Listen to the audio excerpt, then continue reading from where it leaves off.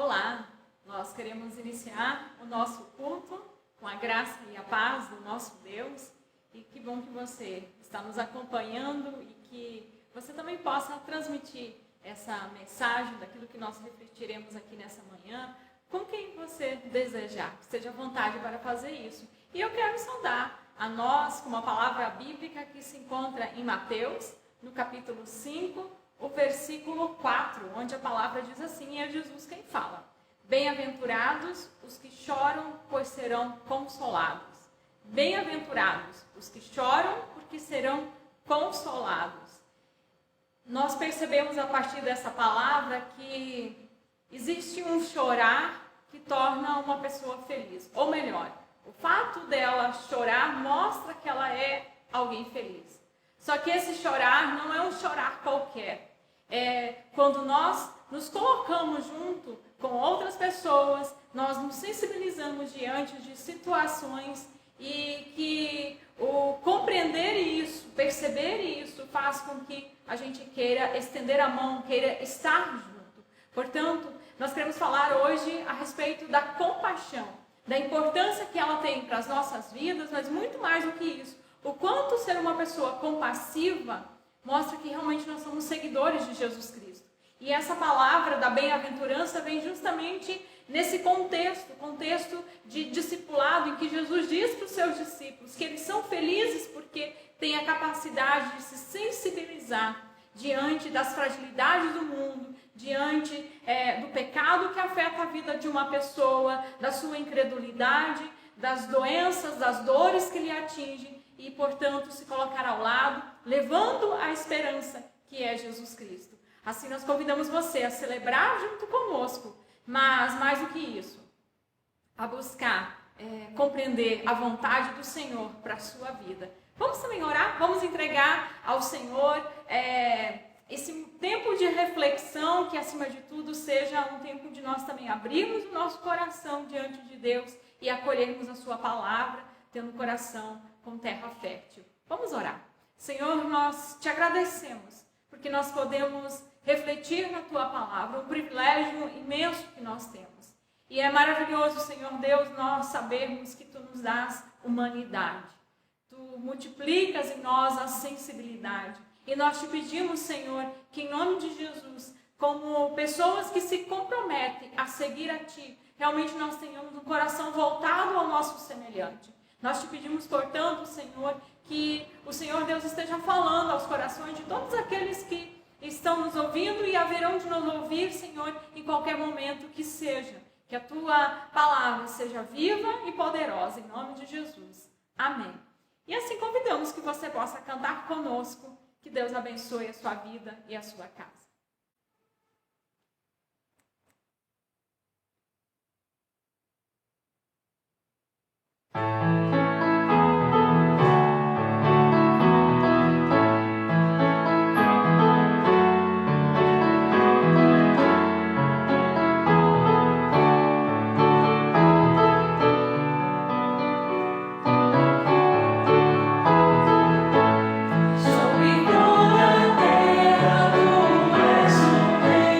Sobre as montanhas que o pôr do sol, uma coisa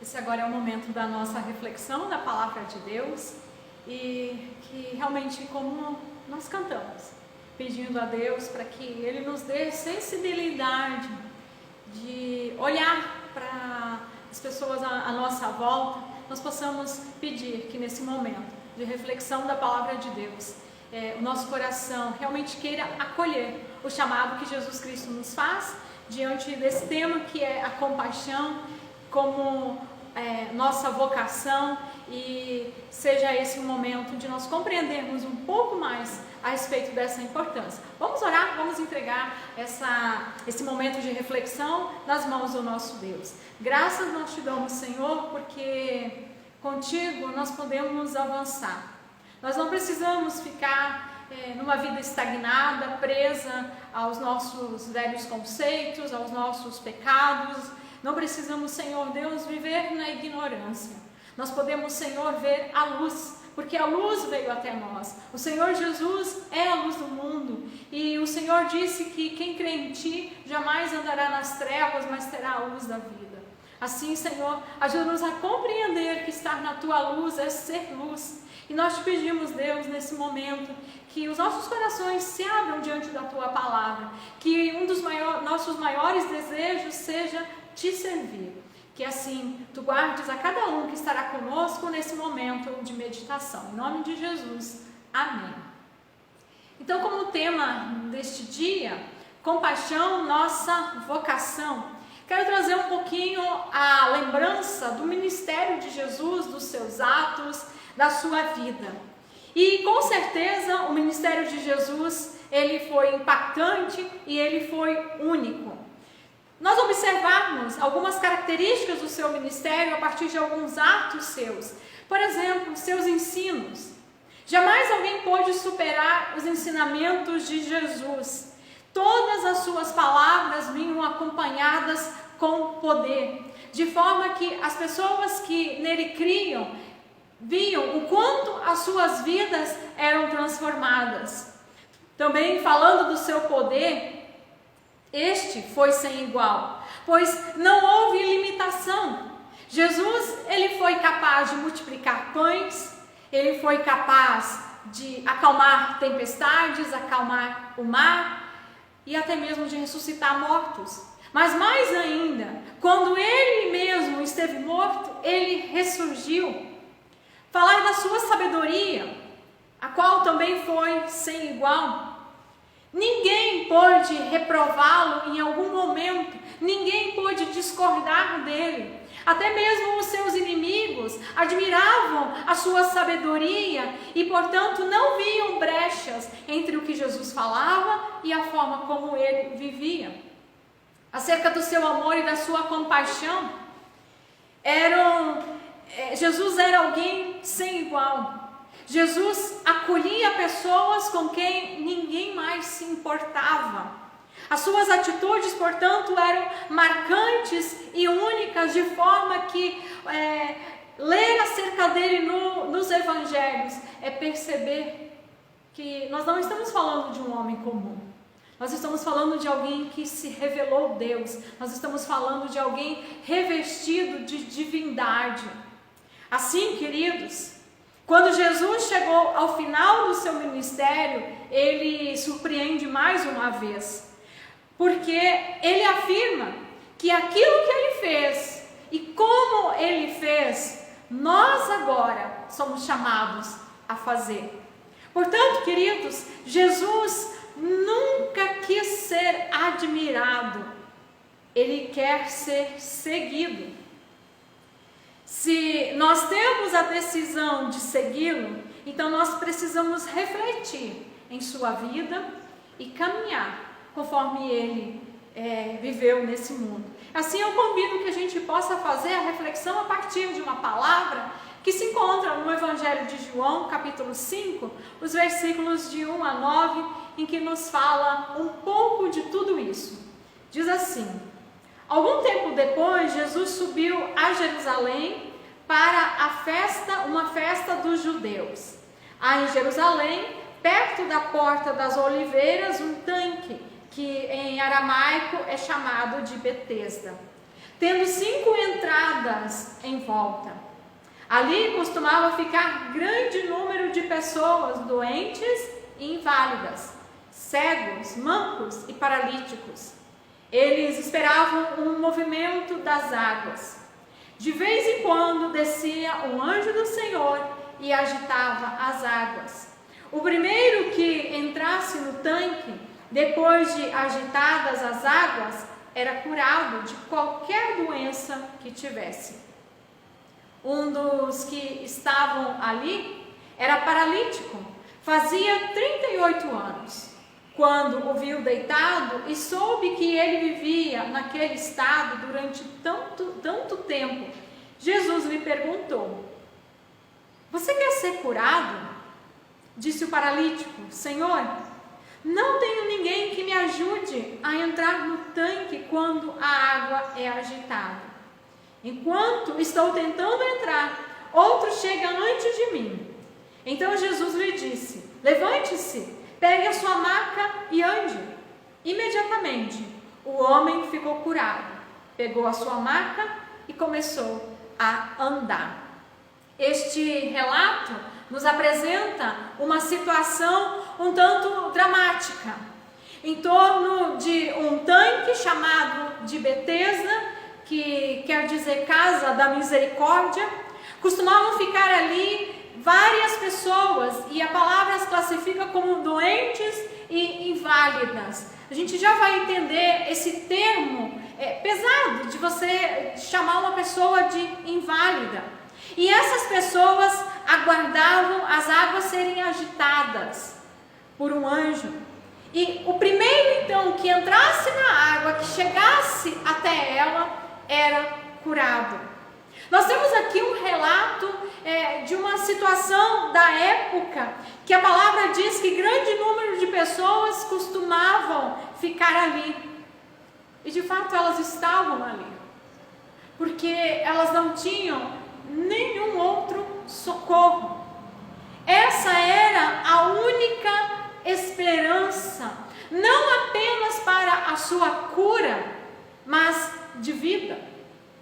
Naquela cultura, pessoas com deficiências, pessoas com sérios problemas de saúde eram vistas como amaldiçoadas e castigadas por Deus. E então, inválidas, ou seja, abandonadas pela sua família e sociedade sem ter um mínimo de dignidade. E Jesus vai a Jerusalém participar de uma festa judaica, mas ele sempre aproveitava as oportunidades e tornava elas especiais. Ele vai até este tanque, e nele havia um homem paralítico há 38 anos. Isso significa 38 anos de rejeição, de abandono, de solidão. Sem dúvida, a maior dor deste homem não era o fato dele ser paralítico, e sim ser considerado ninguém por causa dela. O versículo 6 da palavra que nós lemos nos diz então o seguinte: quando Jesus viu deitado o homem e soube que ele vivia naquele estado durante tanto tempo, Jesus então lhe perguntou: "Você quer ser curado?" De início, essa pergunta pode gerar uma estranheza. Ela não parece óbvia demais? Afinal, para que este homem estava ali, se não era o seu desejo ser curado? Mas vejam, Jesus não está interessado numa resposta de apenas sim ou não, e sim no que se passa no interior deste homem. Observem, portanto, a resposta que o paralítico dá. Ele diz assim, no verso 7, "Senhor, não tenho ninguém que me ajude a entrar no tanque quando a água é agitada. Quando estou tentando entrar, outro chega antes de mim." Portanto, queridos, Jesus dá a esse paralítico a oportunidade de falar da dor da sua alma. Você já imaginou ter que confessar para alguém, falar para alguém que você não tem ninguém? Isso não são apenas palavras, são feridas que latejam lá dentro. Além disso, é a dor da incapacidade. Eu não consigo. Enquanto eu estou tentando, o outro chega antes de mim. A história então prossegue dizendo que Jesus ordena a este homem que ele tome a sua maca, o seu leito e ande. E imediatamente este homem levanta, pega a sua maca e sai caminhando. Mas eu quero chamar a atenção aqui justamente a essa compaixão de Jesus. Jesus era movido por uma compaixão a todas as pessoas. Assim, em primeiro lugar, eu quero te dizer que, da mesma forma como Jesus demonstrou compaixão ao paralítico e a tantas outras pessoas, a sua compaixão permanece a mesma sobre nós.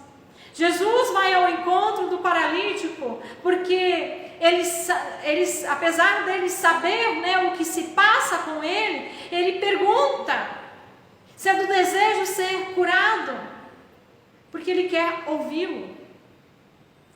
Nós chamamos isso de oração. Jesus quer nos ouvir. Ele é Deus e espera que lhe falemos a respeito daquilo que pesa sobre nós, o que nos preocupa, o que nos angustia. Ele espera que nós sejamos sinceros na nossa oração, assim como o paralítico foi. Ele não gosta de um falatório superficial, que não chega ao ponto da questão. Muitas vezes nós estamos murmurando por aí, nós estamos cansados, mas na hora em que nós vamos falar com Deus em oração, parece que está tudo bem. Nós não falamos a Ele acerca daquilo que realmente há no fundo do nosso coração, como eu já disse antes, aquilo que pesa a nossa alma, aquilo que nos inquieta. Nós fazemos de conta que essas coisas não estão sobre nós, e o resultado é que nós não encontramos a cura do nosso interior. Não avançamos na maturidade. E nesse primeiro momento eu te digo, faça como o paralítico. Entregue o seu clamor a Deus. Entregue o que te angustia a Jesus Cristo, para que você possa estar livre da sua angústia, consolado dela, ou quem sabe, aprendendo a conviver com ela. Nem tudo nós estaremos livres, nem de tudo, mas muitas questões nós vamos aprender a conviver com elas e a lidar com elas, e essas coisas não vão mais ferir a nossa alma. Mas em segundo lugar, quem anda na amizade com Jesus vive na paz que excede todo entendimento, que quer dizer, mesmo que as coisas em volta não estejam bem, mas está em paz, se mantém em paz, porque Cristo é a sua paz. E é claro que se existe amizade é porque nós estamos juntos com Jesus. E a Bíblia nos mostra que estar junto com Jesus é ser um imitador seu. Lamentavelmente, até essa pandemia, nós cristãos temos vivido muito negligenciando a nossa vocação. Analise bem. Apesar de nós sermos cristãos, nosso foco era construir o nosso bem-estar físico e financeiro. E eu coloco o verbo no passado dizendo que era, porque nós forçadamente estamos vivendo uma interrupção. Mas a questão é, como vai ser depois deste tempo? Na mídia nós temos ouvido falar que a nossa sociedade ela vai se tornar mais solidária, e eu confesso para você que eu gostaria muito de acreditar nisso. Só que eu não consigo. porque a pandemia, ela não vai nos curar do nosso pecado, da nossa ganância, ela não vai nos curar dos nossos ídolos. Portanto, a pandemia não vai fazer uma limpa no nosso coração. E isso somente acontece na vida daqueles que creem em Jesus e que buscam a Ele sinceramente, fazendo como nós vimos antes que o paralítico fez. Por isso, a minha pergunta é em relação àqueles que creem, que confessam a Jesus, que creem no seu poder. Será que nós vamos deixar que Jesus Cristo nos liberte? Ou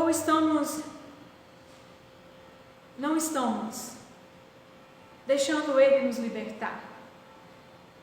Porque se nós não estamos deixando Ele fazer isso em nós agora, nós não temos como esperar que isso aconteça depois. Nós que cremos em Cristo somos diariamente abraçados por sua compaixão. Nós fomos vocacionados a sermos seus instrumentos, a sermos seus imitadores.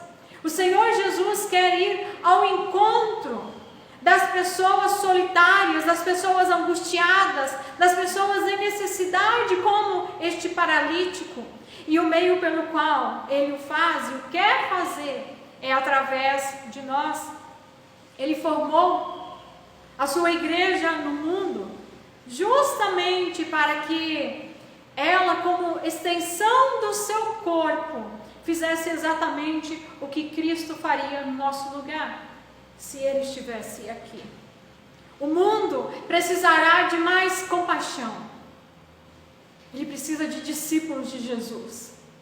Nosso mundo não precisa, como ele nunca precisou, de pessoas religiosas, de pessoas, portanto, que não conectam aquilo que está na palavra de Deus com o seu modo de vida.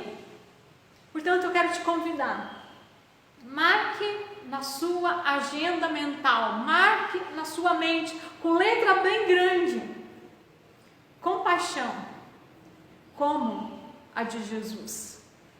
Se você tiver isso como prioridade, certamente você estará vivendo como um seguidor de Jesus Cristo. E nesse sentido, isso fará com que você renuncie essa ânsia que há em todo ser humano, de querer viver a satisfazer somente a si mesmo. Não seja um saco furado. Não seja alguém que busque satisfazer-se sem encontrar, portanto, uma satisfação.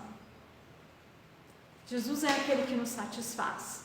E quando nós nos satisfazemos nele, nós podemos estender a sua compaixão ao nosso redor. Se antes eu disse que em situações você precisa se colocar como paralítico, entregando todas as coisas a Ele, agora saiba que por receber a sua compaixão, você precisa se colocar como Jesus. Que Deus te abençoe, para que a compaixão seja parte da sua vida. Que você seja bem-aventurado, como nós vimos na palavra da saudação. Sentir a dor deste mundo, mas não ficar anestesiado diante disso. Que essa dor te leve à ação, a entender que você já foi enviado para ser as mãos, os pés, o coração de Jesus neste tempo. E eu gostaria de fazer uma sugestão aqui de um filme que eu acredito que encaixa muito bem. Se você não conhece, não assistiu, procure assistir o filme Em Seus Passos, o que faria Jesus? É uma boa pergunta. Se Jesus estivesse no meu lugar, nesse momento, o que Ele faria? Que Deus assim nos abençoe, para que nós tenhamos essa sensibilidade de Jesus Cristo. Amém? Vamos orar? Senhor, nós te bendizemos, porque Tu nos ensinas o caminho da vida. Quando nós seguimos os caminhos deste mundo, nós nos perdemos. Nós nos atropelamos.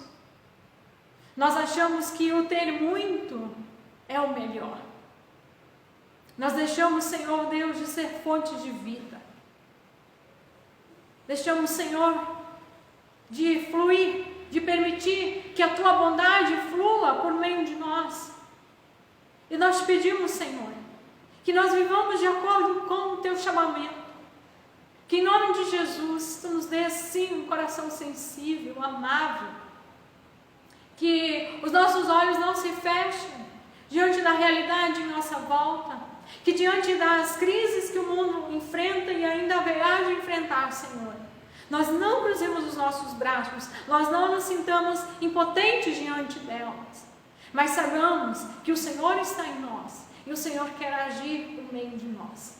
Que, portanto, não andemos sobrecarregados, que saibamos sim, Senhor, deixar diante do Senhor todas as nossas fraquezas, como tantos testemunhos bíblicos nós temos. E ao mesmo tempo, saber que quando nós somos fracos, então é que nós somos fortes, porque é o Senhor que está conosco, que confiamos em Ti, em nome de Jesus. Amém.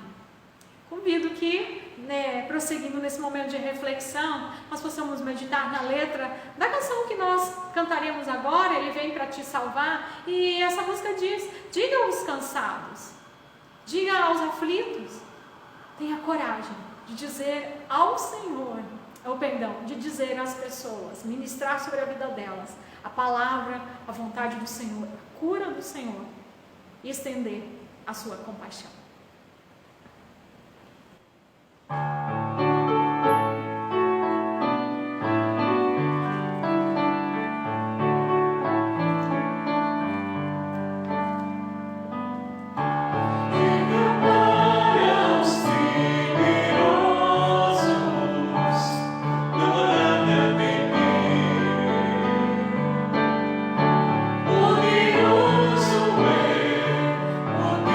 Senhor.